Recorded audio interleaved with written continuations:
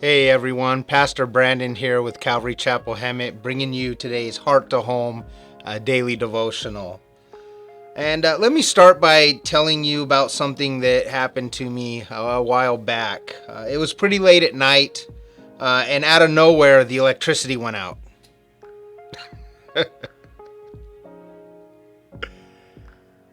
And so the first thing I did was I went out to the front and I looked around at the other houses, the other neighbors, to see if, their electricity had went out too, or was it just mine? And well, it was the entire block had went down. And I remember it was really kind of eerie. All the street lights were out, the porch lights were out.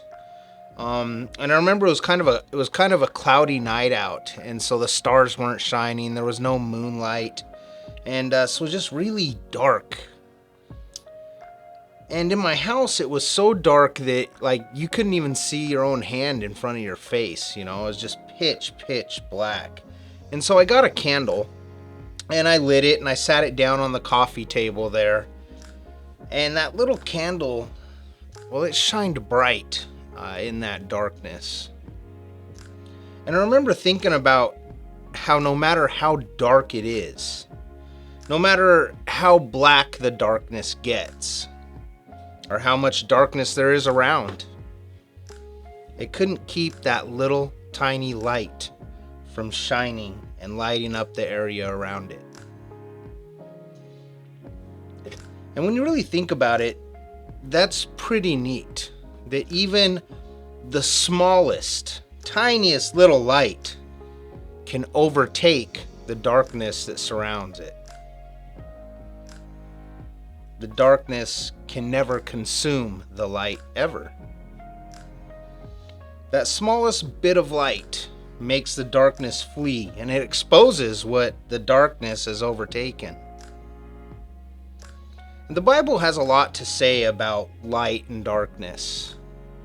For example, in John's Gospel, chapter 8, verse 12, Jesus refers to himself as the light of the world.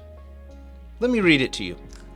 It says, "Then Jesus spoke to them again, saying, I am the light of the world. He who follows me shall not walk in darkness, but have the light of life." And in Ephesians chapter 5, verse 8, the Apostle Paul calls us to remember who we were before Jesus saved us. He says, "For you once were darkness." You weren't in darkness, you were darkness. "But now you are light in the Lord. Therefore walk as children of light." And I think that's really neat. Jesus says, "I am the light of the world." And Paul says, "You were once darkness, but now you are light in the Lord." Why? Because we are in Christ, right? Who is the light of the world. And because of that, Jesus has something to say about being a light as well. It's in Matthew's Gospel, chapter 5, verses 14 through 16. Jesus says to us Christians, "You are the light of the world. A city that is set on a hill cannot be hidden. Nor do they light a lamp and put it under a basket, but on a lampstand, and it gives light to all who are in the house. Let your light so shine before men that they may see your good works and glorify your Father in heaven."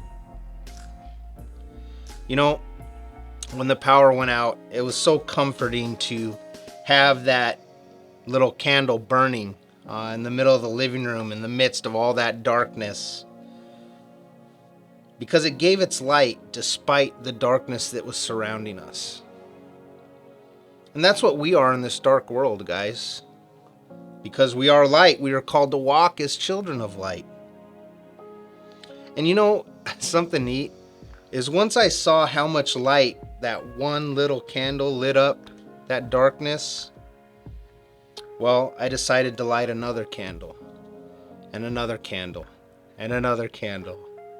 And before long, that pitch black room was suddenly filled with light, and you could see clearly. That's exactly what happens when God's children are letting their lights shine. The more of us that do that, the more lights there are together, shining bright, the brighter the area becomes. So let's go out there, guys, and light up the whole dark world with the light of Jesus Christ. And so, the question, what's something or some way that you can let the light of Jesus Christ shine through you today? I encourage you to seek the Lord and ask Him to show you and to give you that opportunity to make that darkness run away. Hey guys, as always, it's a blessing doing these devos with you. Looking forward to the next time we're together. God bless you guys. We love you. We'll talk to you later.